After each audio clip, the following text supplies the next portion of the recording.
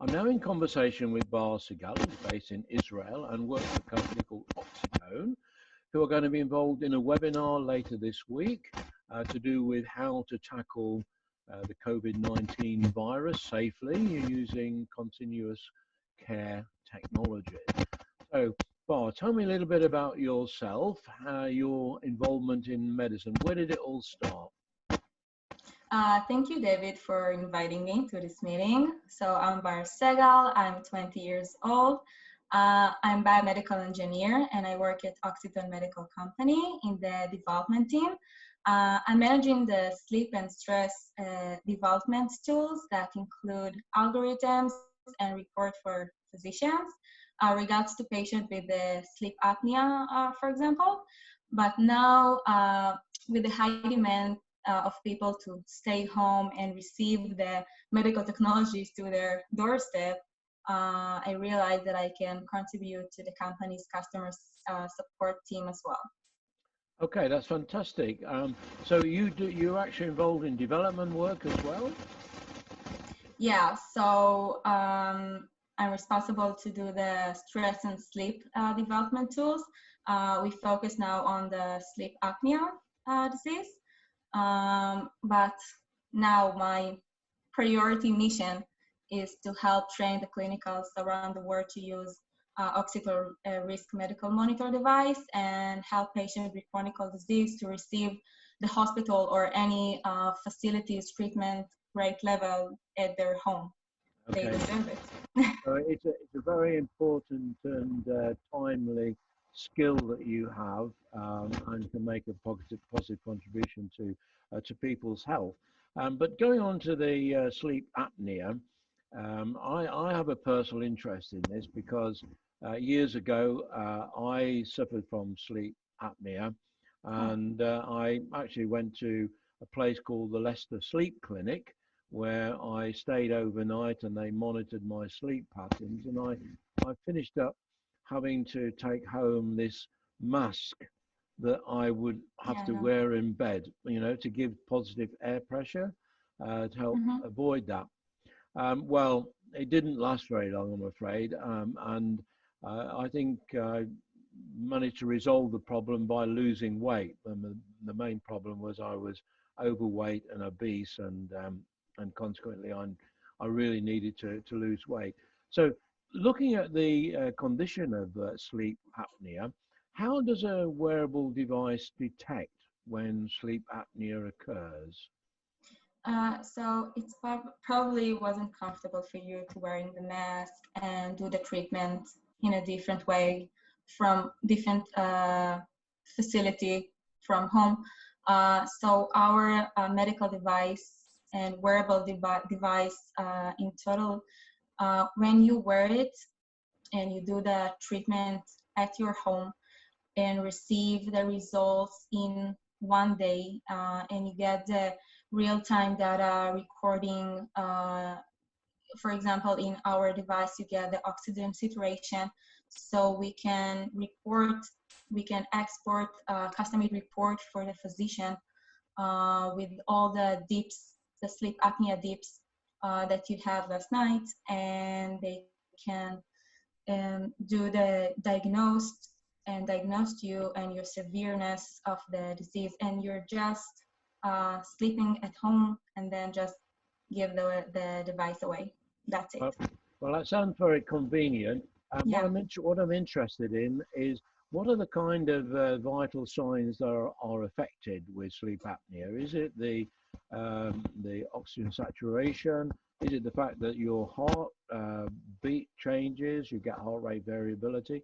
How does sleep apnea manifest itself in the data that is collected by your device? So for sleep apnea, you have a pretty much structure. So when the algorithm follow the structure only by using the oxygen saturation, you can detect the sleep dips for the sleep apnea.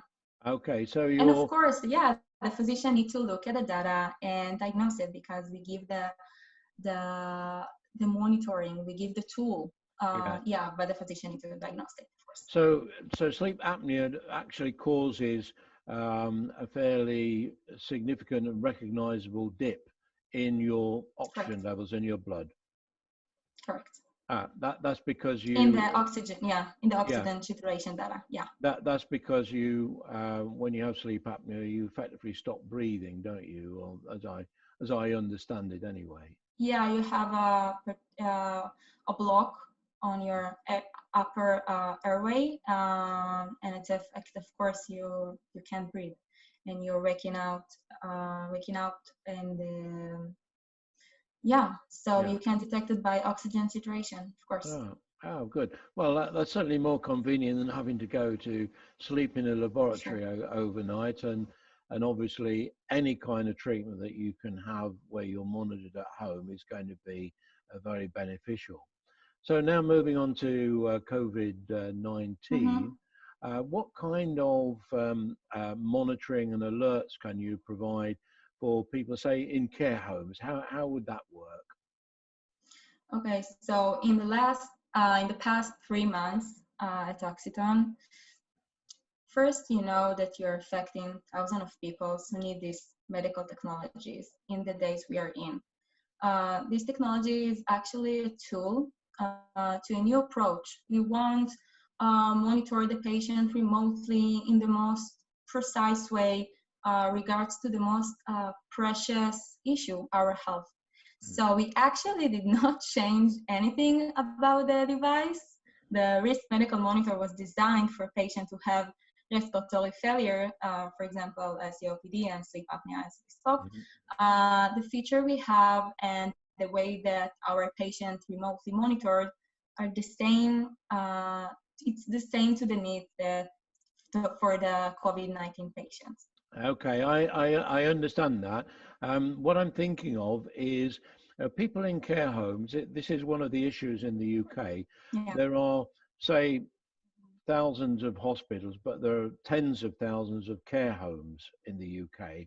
And the problem is that when people are in hospital, obviously they have a nurse on the ward who's very close to them to be able to deal with the situation. In care homes, it's slightly different. A lot of care homes don't, they have people with medical training perhaps, but they don't necessarily have 24-hour on-site um, supervision.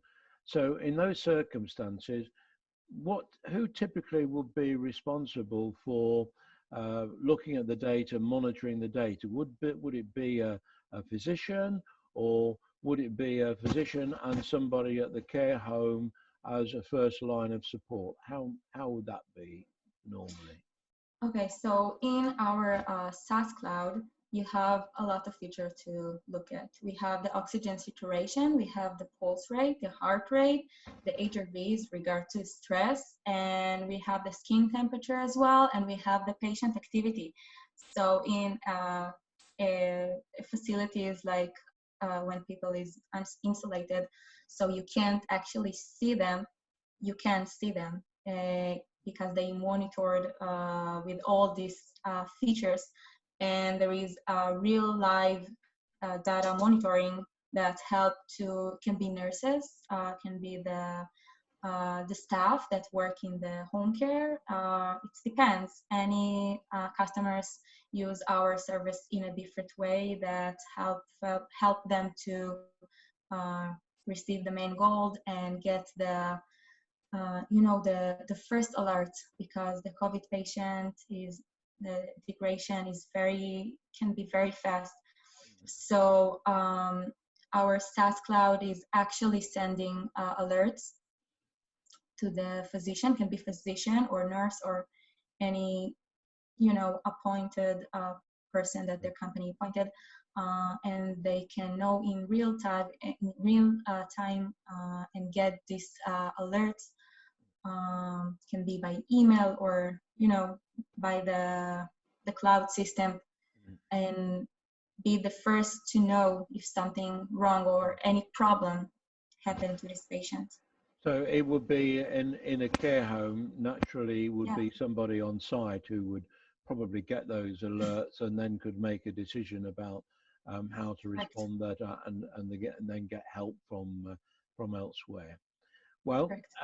it's been fascinating talking to Thank you, you so much. Bar, and I'm looking forward to you doing the demonstration in the Thank you. webinar on Wednesday. And once the recording has been edited and published, I will let you know the address where it will be, where you'll be able to locate it. So, thank you very much for joining me today. Thank you so much. Have a nice day.